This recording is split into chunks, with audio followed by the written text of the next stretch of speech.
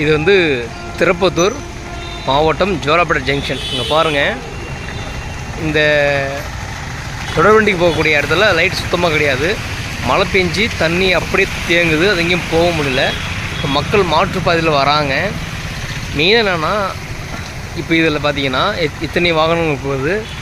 இன்னும் சொல்ல போனால் இதில் பாம்பு வருமா இல்லை மின்சாரம் ஒயர் எதனா கட்டாயி விழுந்து ஷாக் அடிக்குமான்னு தெரியாது. ஆனால் என்ன பண்ணுறாங்க, அமைச்சர் இருக்கிறாங்க, எம்எல்ஏ இருக்கிறாங்க, அடுத்த 2020 தேர்தல் வரும்போது மீண்டும் ஓட்டுக்கிட்டு வர போகிறாங்க. இதற்கான தீர்வு வந்து ஒன்று இந்த சட்டமன்ற தொகுதியுடைய எம்எல்ஏ எடுக்கணும், இல்லை அமைச்சர் எடுக்கணும். அதையும் தாண்டி பார்த்தோன்னா இங்கே கூட ஜங்ஷன், பெரிய ஜங்ஷன், ரயில்வே துறை இதாவது நடவடிக்கை இருக்கணும். இவங்களை பொறுத்த வரைக்கும் மக்கள் மயிர் தானே, அவங்க செத்தா என்ன உயிரோட இருந்தானே அதெல்லாம் தெரியாது. வருமானம் வருதா நல்லா பார்த்துங்க.